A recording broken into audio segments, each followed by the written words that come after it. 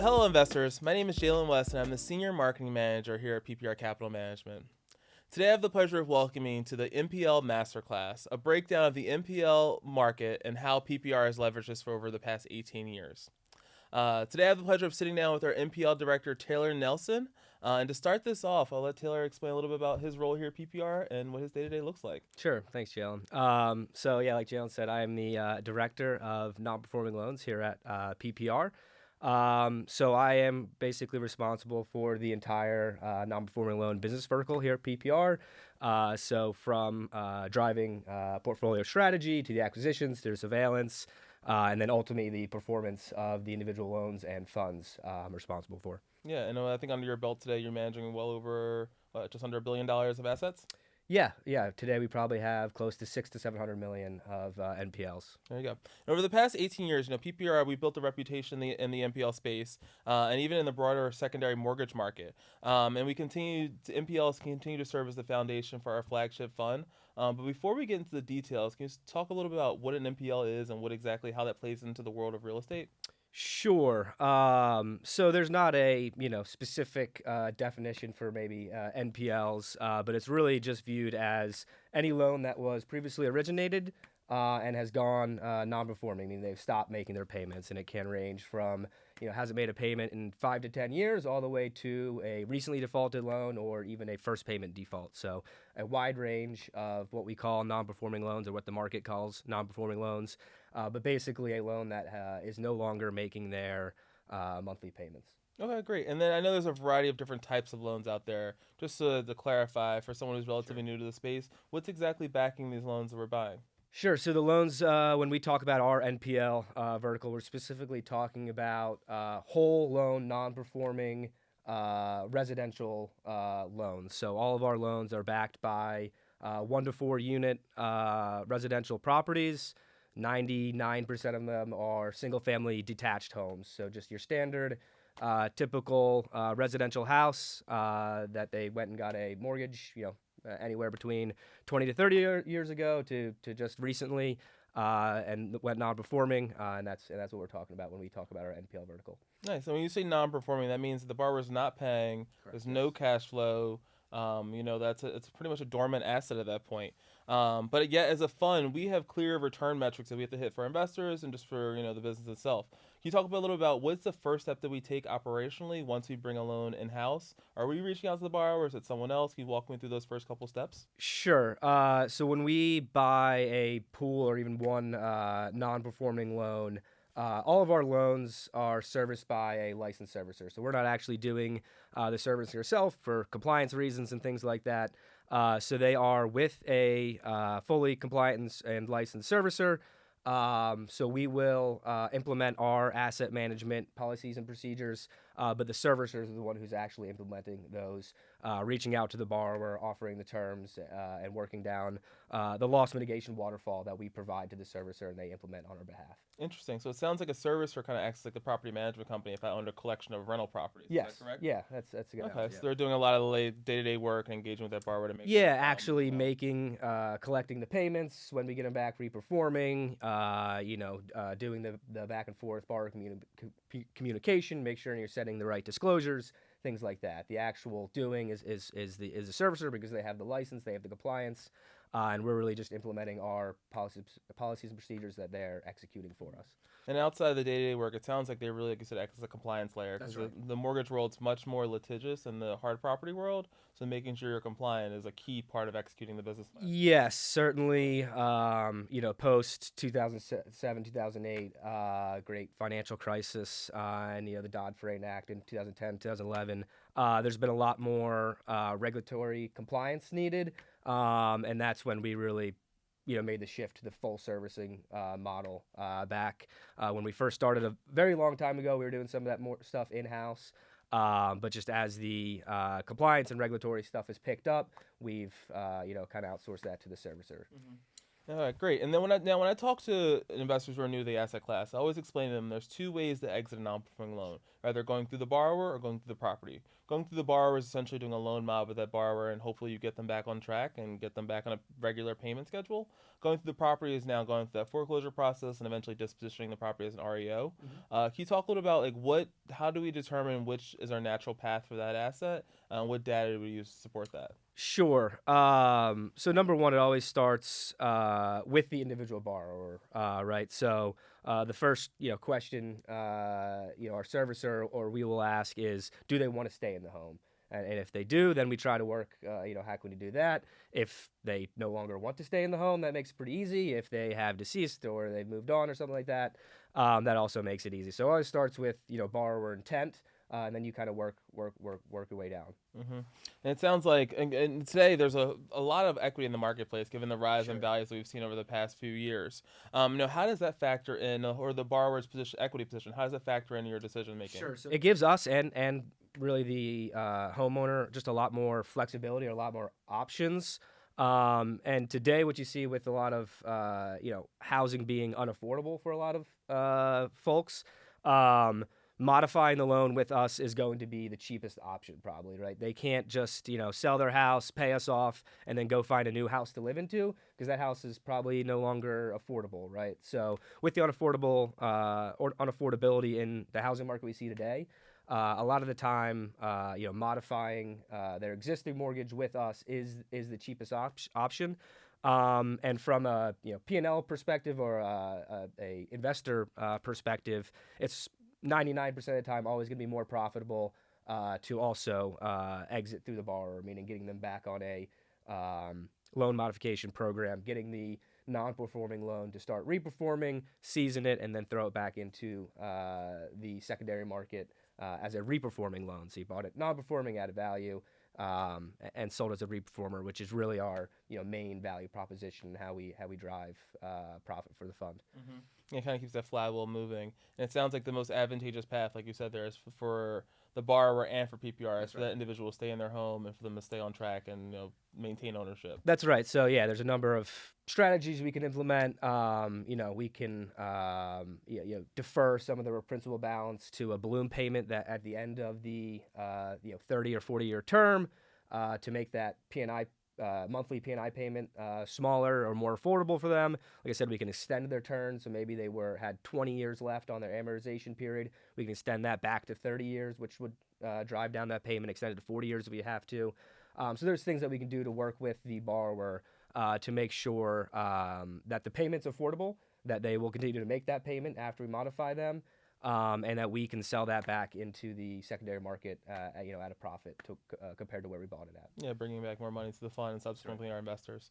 Now, when you say non-performing loan, a lot of people look at these as distressed assets. And distressed assets typically means high risk. Sure. Now, that's somewhat of a misconception there. Could you shed a little light on the true nature of dealing with non-performing loans? So, yeah, I guess it's, if you say distress, the asset is distressed because it's not paying, but the physical, asset or real estate that's backing the property isn't really in distress, right? So if you have a $60,000 balance, loan balance, unpaid principal balance, and a $150,000 property value, sure, that $60,000 note or mortgage that we're buying is distressed because it's not paying, but it's backed by that $150,000 property, which is not distressed. So you always have that kind of safety and real property or real estate backing the asset, and we're buying at a discount, right? So that's kind of what I do every day. Is I'm trying to weigh that risk return profile of what is the state of this mortgage, what's the appropriate discount, and where do I see that kind of risk return basis. Mm-hmm.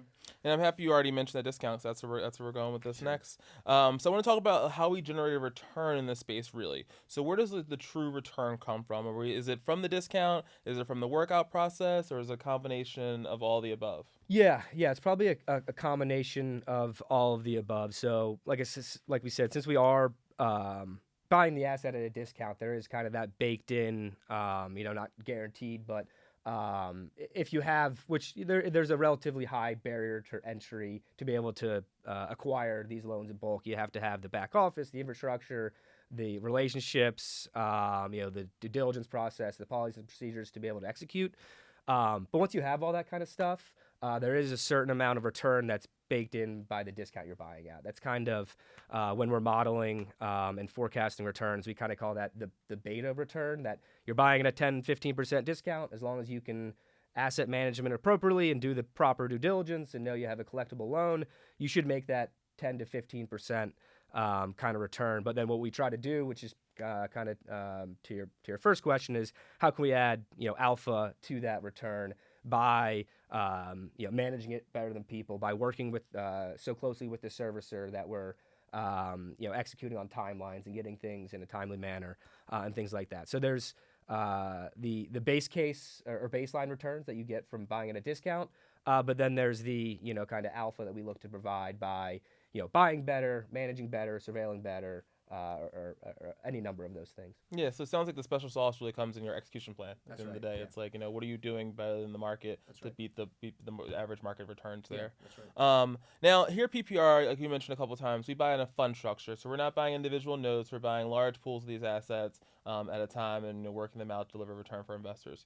Can you talk a little bit about the benefits of doing that in that structure versus just buying individual notes and the risk return profile of that? Sure. So diversification, always will lower the standard deviation of returns, which would get you a better risk adjusted return. So just having your money spread out between 3,000 notes is certainly better than just having one note. If you have one note and it goes wrong, you could lose significant amounts of principal there. If you have 3,000 notes and one note goes wrong, well then you can kind of cover those losses by the remaining of the assets. Mm-hmm. And as an investor in the fund, your investment spread across everything Exactly. in the fund, so you're diversified across every loan that we do in every multifamily property. Yeah, so you're not concentrated in a specific geographic location, one specific type of note where maybe there's low LTV, so it's 50% loan to value, but maybe it's low coupons. You're not going to get the best price possible when you look to sell as a reperformer because the yield's low. So you're kind of spread out across geographically the nation, but also loan characteristics. So your downside's protected that way. Yeah, because you're right. Every state has different foreclosure timelines, so you're also kind of averaging out what the characteristics of the pool. That's right. So obviously in these transactions you're buying hundreds of loans, sometimes thousands. And it's a natural part of the business. Not every loan works out. Sure. So in those scenarios, how do we protect investors' capitals in that scenario where the loan doesn't go reperforming? Sure. So it always comes back to the loan being backed by hard real estate, right? So the worst case scenario at the end of the day is we're able to prosecute the foreclosure and take back that hard real estate asset and sell it as an REO and recover a value that way.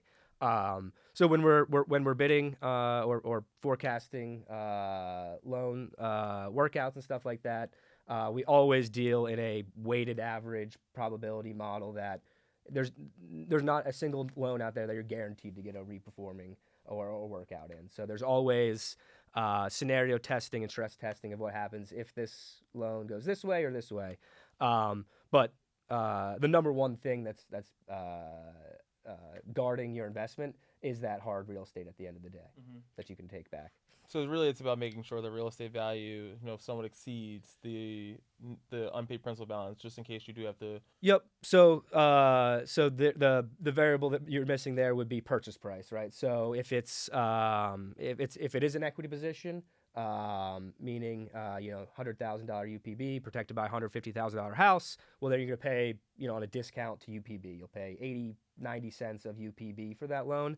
And on the other end of the spectrum, if it's a $150,000 UPB and a $100,000 house, well, then you're going to pay on a percentage of that fair market value of the house, right? You're not going to pay $125,000 for that note, even though it's worth $150,000 or there's $150,000 collectible, because what's backing that note is the value of the property, right? So you're always working off of the lower of the loan balance or that property value, and that's what protects your investment. So you can buy a loan that is upside down compared UPB to property value, but our purchase price will be lower than that property value, able to recover that purchase price through exiting through the property. Yeah, so in that scenario of an upside down loan, let's say $120,000 unpaid principal balance, that property might be worth 100, so we're going to pay less than 100. You'll pay, yes, closer to 70 cents of property value rather than 70 cents of unpaid principal balance. Okay, great.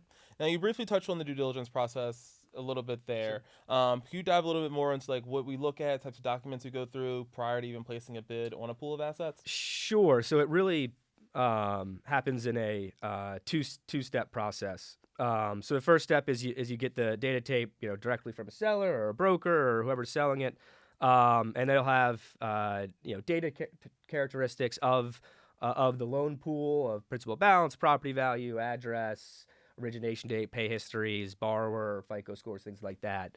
And that's when we do the pricing, the modeling, the stress testing, the scenario testing of what happens if X amount of loans go performing and we could sell them at X price, things like that. So that's the bidding process. You're working through the data tape and the modeling and the pricing. You submit a bid, and then if you're the highest bidder or awarded the pool, then you go into a full diligence period. Well, you'll have 30, 45, 60 days to do all your due diligence. So that is confirming, all the data on the data tape is true and accurate. You're getting collateral. You're reviewing the original note, the mortgage, the assignment chains. You're doing tax and title. You're getting a drive-by BPO of the physical property, and there, the list goes on and on of our due diligence process once we are awarded the asset. So you have plenty of time to make sure everything is true and accurate, and you're gonna buy a enforceable loan. The property that you thought was backing it is the accurate value and things like that, and then you'll look to close 30 to 45 days after that. So it's really two steps of pricing, winning the bid, and then your diligence process starts, and that's when you're really just trying to protect your investment in that due diligence period. Yeah, and I like the way you put the second part of the diligence periods, because that's also kind of a two-part process there too. You want to make sure your paper is correct, making sure your chain of title is correct, and you actually enforce that loan. You also want to make sure the property is standing, and it looks the way it's been presented to you. Yeah, which is obviously, if you ever have to go to foreclosure, you want to make sure you have a property that's marketable. Yep. All right, now to bring this all together, Taylor, I'm gonna walk through a couple case studies. Sure. Starting out with a loan that went well. Sure. So you want to talk with a little bit about our Reperforming loan sale? I actually have the numbers in front of me here as well. So this specific loan we bought, it was $106,000 UPB, collectible balance, on a $400,000 property value in New York, in the Long Island area. We bought it for roughly around 65% of UPB. And because of the equity in the property, 100,000 UPB on $400,000 property value, this person modified very quickly. We were already in the modification process before we even service transferred the loan. So we were able to get this person back paying and have 6 consecutive payments within 7 months of owning the loan. And we were able to flip it back into the marketplace about 7.5 months after we sold it for over 80% of UPB. It was a little bit of a lower interest rate loan, which is why we bought it at 65 cents and why we sold it at 80 cents. If this was a 8% mortgage, you'd probably see us buy it at closer to 75 cents and sell it for par. So it's the market's efficient that way based on kind of interest rate. So we were able to make close to $15,000 on that investment, about a 30% return in about 7 months. So a great example of buying these in bulk, and some are just low-hanging fruit out there that maybe they had a short-term hiccup in their payments, but was able to modify them, get it seasoned, and sell it back within 7.5 months of owning the loan. That's great. And I know about 2/3 of the loans we acquire do end up becoming reperformers. So that does represent a large portion of the loans in our fund. But as we know, it doesn't always, the loans don't always work out as projected. Sure. So next, can you walk us through a scenario where it just didn't play out the way that we initially planned? Sure. So actually, picking from the same trade, and actually in the same New York area, we bought it. It was a $140,000 purchase price, about $250,000 UPB, backed by $350 $100,000 property. So not as much equity there. And when we bought the loan, it was already in the foreclosure process. So we thought we could just pick it up right away, continue that foreclosure process, and exit the property in roughly 12 months. So then we got the property, the foreclosure that we took over took a lot longer than we thought. The person filed a bankruptcy, Chapter 13 bankruptcy, and then didn't complete that bankruptcy. So the entire time it was in the bankruptcy, the foreclosure was on hold. That added about a year of timeline to it. So this asset that we thought we bought for 140 and we exit for 250 in about 12 months. We actually just recently exited that and made about this same amount of money we thought. We made about a 20 or 25% return, but instead of 12 months, it took us 36 months because of the longer foreclosure timeline than forecasted. Yeah, and that's somewhat factored into your initial bid too, because not everything's going to play out once you start to actually go through these assets. It is. Yeah, we deal on basically a normal curve of timelines. So 70-ish% of the loans are going to happen within this bandwidth that you can project, but then you're always going to have your kind of outliers, things that happen super quick, like that first example I went through, and things that happen, take a little bit longer, like that second example. But the majority of that portfolio should kind of go in that normal distribution curve. Mm-hmm. Now step back a little bit. So at our current scale, once again, I mentioned, we're buying these in large pools. These are bulk sales. Can you kind of put it all together at this point and walk us through what a large trade here at PPR looks like and how it brings returns back to our investors? Sure. Yeah. So actually, staying with that same trade, we bought 189 loans, about $23 million of UPB, backed by about $50 million of property value. We bought that for about $18 million. So the results of that trade, over 50% of those were able to get reperforming and sold back into the marketplace. So followed the same path as that first example. Not all as quick or as easy as that, but over 50%. So about 100 of those loans we got performing and sold back in the marketplace. About 25% of them paid off, either just paid off their mortgage, or they sold the house and those proceeds came to us. We negotiated some sort of short sale, but we got a lump sum of cash to pay off the mortgage.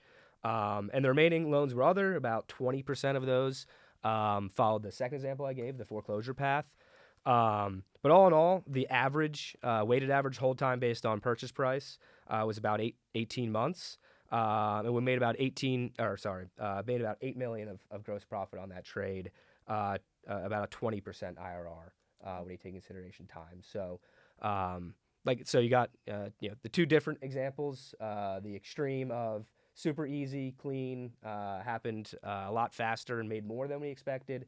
The other end of the spectrum was the second example I gave, where it take a little bit longer, but then the majority of the loans kind of followed that path that we thought.